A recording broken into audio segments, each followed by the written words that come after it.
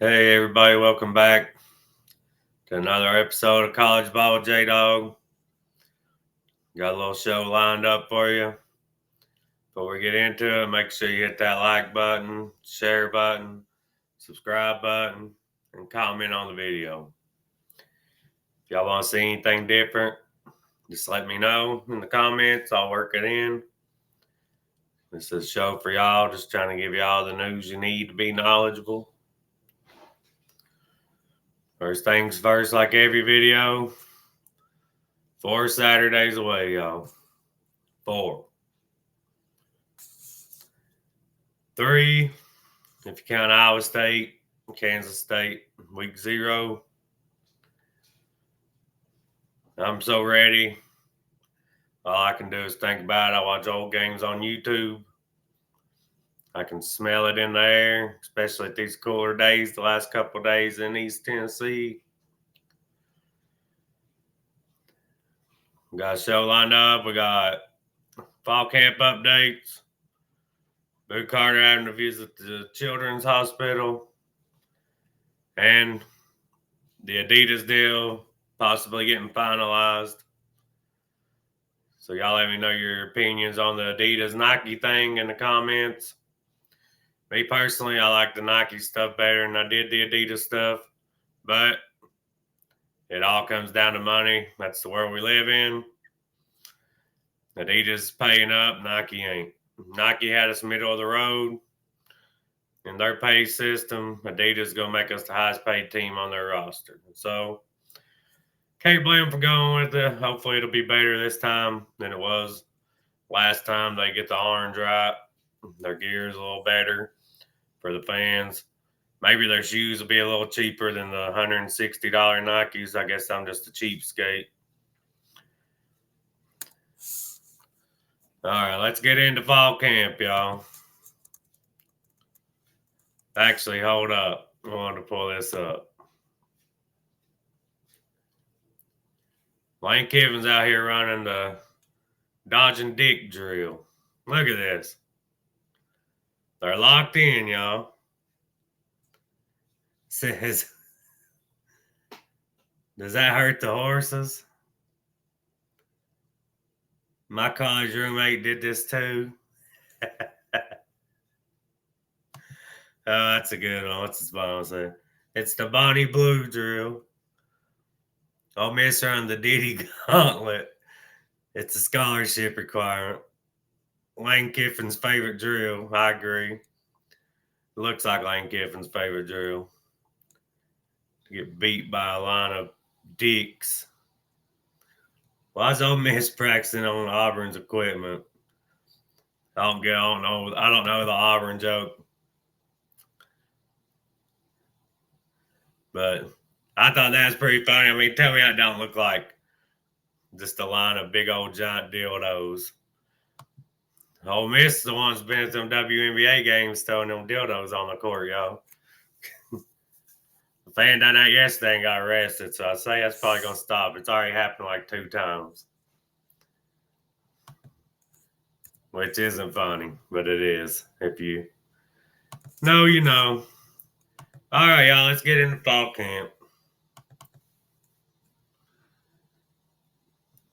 There was a slight change to Boo Carter's routine at UT's third preseason practice. He wore his helmet and shoulder pads for the first time, so he must be doing the right things. Heupel's asked him to do. He's about to finally get on the field. He's been off to the side working, doing stretches, and then not practicing with the team. However, Carter remained separate from his teammates during the bulk of practice, as exclusion appears to be part of his punishment for missing some summer activities. Like I just said, it's all his way of having to work back onto the team.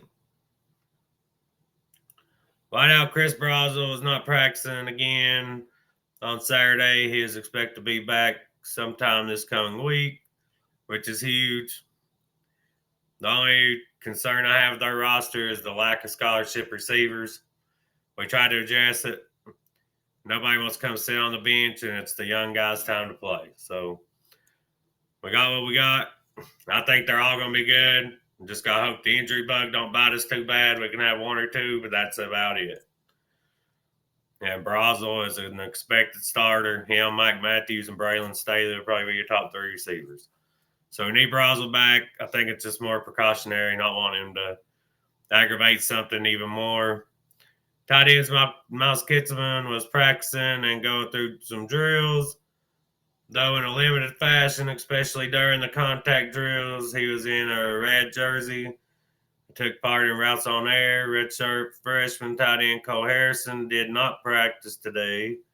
Freshman edge Christian Gass working off to the side with staffers and not wearing a helmet. Okay, I know Chris Brazel was kind of precautionary just to make sure he don't tweak anything. And then Kitzelman is too. He's a huge part of the offense. Out of the tight end, H-back spot, he's kind of a do-it-all guy. We went over that. He's, besides Mike Matthews and Brazel, he's probably the biggest weapon on the team. So the routes on air session with Tennessee quarterbacks, wide receivers, and tight ends was horrendous. Remember, there's much more practice we don't see, but from what we did this period, it was not good.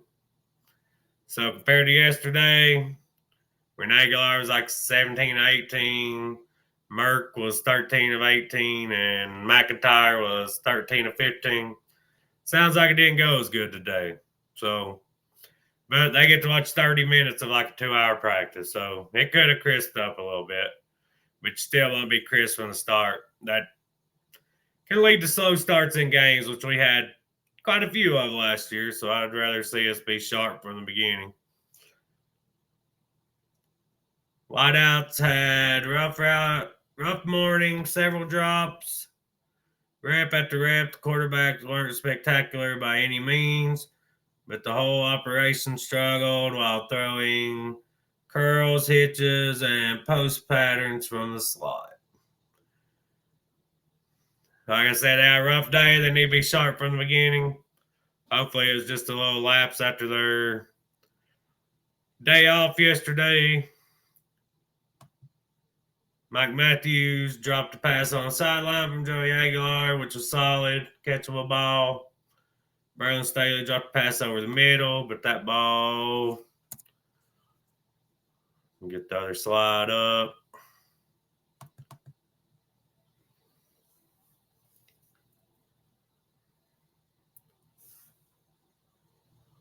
Staley dropped a pass over the middle, but that ball thrown by Aguilar was behind him. Still, it hit his hands. Should have been caught. Amari Jefferson dropped a post over the middle for Merklinger. Merklinger missed high on the throw to Rodarius Jackson. So it sounds like Aguilar was accurate enough. The one behind you, you still got to catch, get two hands on it. So I'm going to put that one on the receiver. Merklinger missed one. So it sounds like Aguilar was still a little more accurate than Merklinger again today from that. Like I said, it's just 30 minutes of practice. So Miles Kitson had a nice one-handed catch over the middle. Ethan Davis had a good day catching the football. For a few plays, the slot receiver was put into motion and went behind the quarterback in shotgun. Caught the ball out of the backfield. Nice wrinkle we haven't seen in a little while. Basically, kind of like the route Jeremiah Smith ran in the championship game last year against Notre Dame. He took off running to the backfield. They snapped the ball, and he went out. They hit him. Easy touchdown.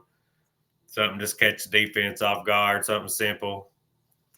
Quarterback rotation Saturday was Aguilar, Merklinger, and then McIntyre. So it sounds like Aguilar is taking the reins on the job. With just day 3, there's still a lot. I think there's 15 total fall practices. And then you got game week, which doesn't count for fall camp.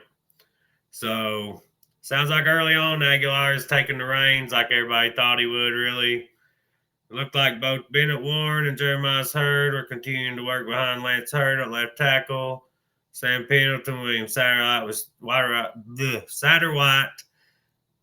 snapping the football today. I think Satterwhite wins center job, and I think Pendleton wins the right guard job. But it's good to have somebody, say Satterwhite gets hurt, we can slide Pendleton over, put in backup right guard, which would be Sham Uberov, who is I think is a starter level guy.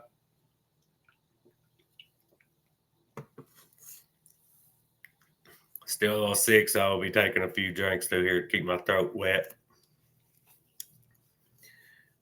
Hitting drills, one-on-ones took place with it being the first day of shoulder pads. They couldn't watch any, but Edwin Spilling raced to the front of the line to be one of the first guys up on defense. We did see Jackson Moy win his first rep. Edwin Spillman, that guy just telling you he's a beast, y'all. He's physical. He's a good sized linebacker, quick. I really think he's going to get a lot of playing time this year. If he don't take Jeremiah T-Lander's spot, he'll split reps with him. That's how good I think Edwin Spillman will be. We beat Ohio State for him. And first day in practice, he's rushing to get to the front line to put a lick on somebody. So let's start with the injury note. Some of this is kind of repetitive because it's from different people. Injury report, nothing really changed. So for the first 2 days of practice, Kitson was in a red non-contact jersey. Sophomore Cole Harrison, not fully dressed, but went through warm-ups. We spotted Chris Brazel today. He had a helmet on, not a jersey. The senior receiver did not go through warm-ups with his teammates and got some work off to the side. I could be wrong, but I'm pretty sure Chris Brazel was a junior. Don't quote me on that. But we got him after he was a freshman All-American at Tulane. He's a redshirt freshman, so I'm pretty sure he's a redshirt junior. Could be wrong on that. Both Jake Merklinger and Joe Aguilar were 9 for 11 passing in the 5 or so minutes on air the media was able to watch. So one guy acted like it was completely horrible, and another guy, they was both 9 for 11. So there's a few drops. Besides that, it seems like a pretty accurate day for both quarterbacks. So I wonder if these guys, you'll learn as we go through these guys don't seem like they're watching the same practice sometimes. Mike Matthews dropped the ball from Aguilar. Pass was a bit high. One he should have called in. Same thing we read earlier.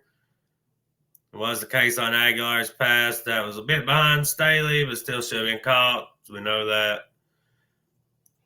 Merklinger sailed one, knew that. And Amari Jefferson had a really bad drop. Josh Heupel usually isn't super rah-rah on the practice field, but he was after getting the receivers pretty good for the drops. Micah focus. When they drop a ball, they have to do push-ups. I do know that. Kitson really did have one-handed catch. Know that already. Went over that. Make of this what you will. Merklinger was the only quarterback wearing a GoPro on his helmet for the second straight practice. Well, I'd make a big deal out of that if Aguilar didn't go first with the quarterbacks today. So, not sure what to take from that. Duke transfer star Thomas looks mobile and shifty, catching passes out of the backfield. As we noted the other day, Peyton Lewis looks slimmer and quicker this camp. Star Thomas transferred from Duke. He's probably third string right now. He's actually really productive at Duke last year. He had almost 1,000 yards. I think he's going to be more the change of pace back, catch the ball out of the backfield. Maybe a better pass blocker than the other guys where he's a little older. So I expect us to do like we used last year. The first year Heupel's running back wasn't by committee. I think this year it's back to committee. That's my opinion. Sean Bishop, Peyton Lewis, Star Thomas, I think they'll see plenty of snaps. The smallest of observations to end offensively, Deshaun Bishop rocking no gloves look is absolutely fantastic. All right. Got an up close look at Colton Hood during that part of practice, and it's easy to see why Tennessee is high on him. Has great length. If the speed is at an SEC level, he could easily be a top-notch guy this season. So that would just add another weapon to our defensive backs. I mean, Boo Carter, Jermon McCoy, Ricky Gibson. If Colton Hood's at that level too, Jalen McMurray. I mean, talk about no fly zone, y'all. Adam Spielman continues to look like a potential big-time contributor. He's slimmed down a bit from his freshman season, is much more toned. The sophomore is someone I see breaking out and changing the outlook of the defense. Like I say, I'm high on Edwin Spielman. I was high on him coming out of high school. Linebacker was a hard place to play as a freshman. He had to take a year. Like I said, we beat out Ohio State for him. If Ohio State wants a guy, you know they're obviously good. Look at their roster. And they wanted him bad. I mean, they battled us to the very end for him. He's athletic and defend the pass and get in there and take on linemen, make a tackle at the line of scrimmage. I mean, exactly what you want out of a modern day linebacker. You don't want 6'4", 250, 260-pound linebackers anymore. They got to be able to play in space and play in coverage. Arion Carter was the defensive player with the GoPro on his helmet. Well, I'm not reading much into Merklinger having the GoPro. Carter having it furthers my feelings that the inside linebacker is the leader of the defense. I would agree with that. And last year is Keenan Peely. This year it's going to be Arion Carter. Your leader of your defense has to be a linebacker because they put people where they need to be, change the play, all that good stuff.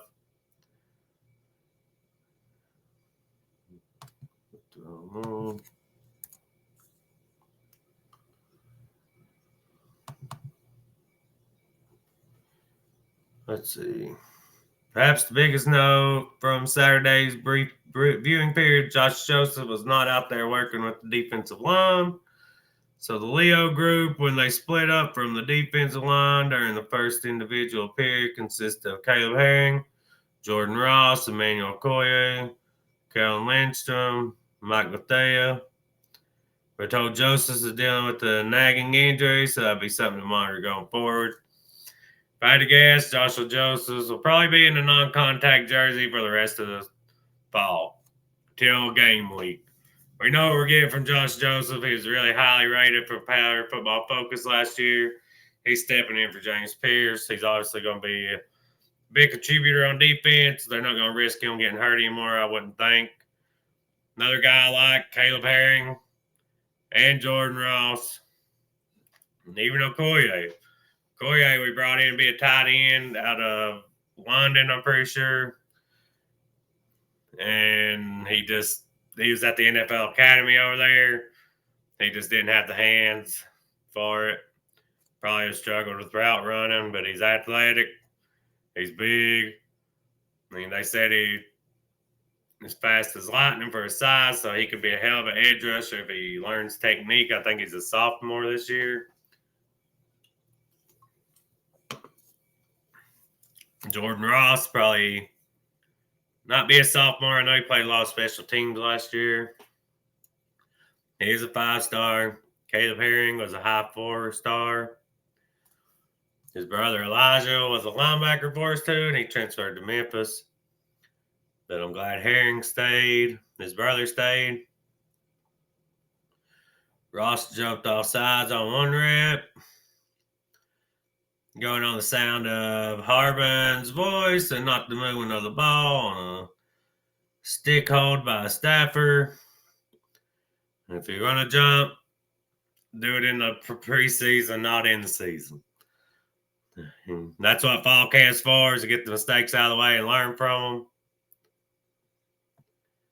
Let me see if my other one of this has those expanded here.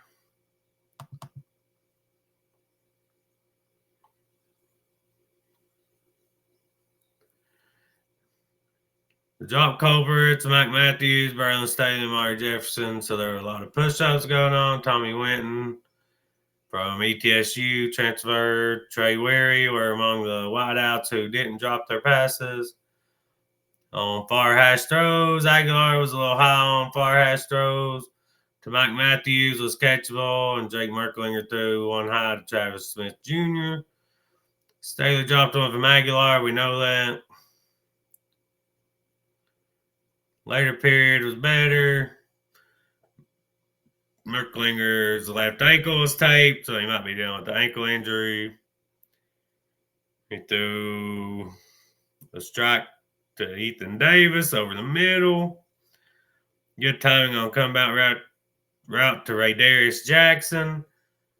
An accurate throw on a corner route to Joakim Dotson. Even in less than full speed rep, the quick freshman running back Delonte Morris show up as a little juke on position coach Derel Sims, mimicking a defender, stood out from the rest. He probably ain't going to get much run this year, but Delonte Morris is going to be a beast in this offense. You know, Heupel spreads them wide.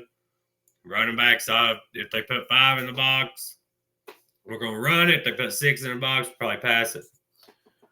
But Delonte Morris and this style of offense where he's going to get to the second level and then it's going to be on him to make people miss, he's going to be a dog. He's a 4-star. He's committed to USC for a while. I personally think this year we got enough depth that he won't start, but by next year he'll be in the rotation. He'll be a major contributor, in my opinion. And I wanted to go with Boo Carter. I know he's being forced to as part of his punishment. He's been visiting the Children's Hospital the last few days. I personally think that's good for him. Nothing will humble a spoiled brat, rich kid, rich adult, whatever y'all call him at his age, then going to a children's hospital and seeing how bad they could really have it.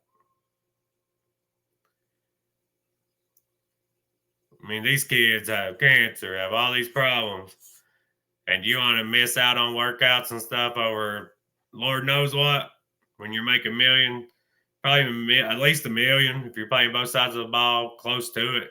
By the time you leave here, you'll make $1 million. You want to throw a fit over whatever and leave? I mean, come on. And go throw a fit. I'm glad you're back. Hope you've humbled yourself. Hope visiting them children in the children's hospital has turned into something fun for you instead of some kind of punishment. So you can see how bad life could really be, how good you got it. And the other thing I wanted to go over was the Adidas stuff. Looks like Adidas is a done deal, y'all. I think they're at the finish line. I think that's just a matter of a couple of language things in the contract, a couple of cleanup things here and there. And I think that deal is going to get done. We all thought it'd be done sometime in July. But I think that Tennessee is obviously doing their due diligence on this and making sure some things are worded the way they want it and everything is understood and the commitment that's going to be made there. So I anticipate that coming as early as next week. If not next week, I'll be shocked if we don't have a deal in place and formally announced in 2 weeks. But I do think there's a chance that it could come late next week.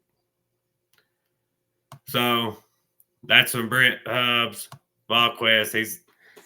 He's locked in. He gets very good access to the program. So Adidas is a lock. How do y'all feel about that? Me personally, I do like the Nike gear better. I like the Nike products compared to the Adidas gear we did have. Not saying Adidas can't do it right this time. But like I said, at the end of the day, it's a money thing. The university's taking the best deal. But sounds like they're putting in their contract what needs to be put in there. I think the orange will be right this time. I think they said they was putting in that we get to design our uniforms. I like that. And we're the highest paid team by Adidas, so the money difference is going to be crazy. I mean, We was low on totem pole with Nike. I mean, all their other, I think we was in like the 20s and how much Nike was paying us. I think the athletic director at the time that took the Nike deal kind of got worked on it, honestly. So Nike's not willing to match. They do have a chance to match. We cannot take a deal with Adidas without Nike being able to match. But if they decide to let us walk, that means they wasn't willing to match it. So if we do go to Adidas, Nike decided we wasn't worth the money. So screw them. That's the show for today. Sorry it comes so late. Hope y'all had a good day. The Speedway game, if you went to it, sounds like it got canceled till tomorrow. Hope everybody's safe on their way home. Have a good weekend always. And go Vols.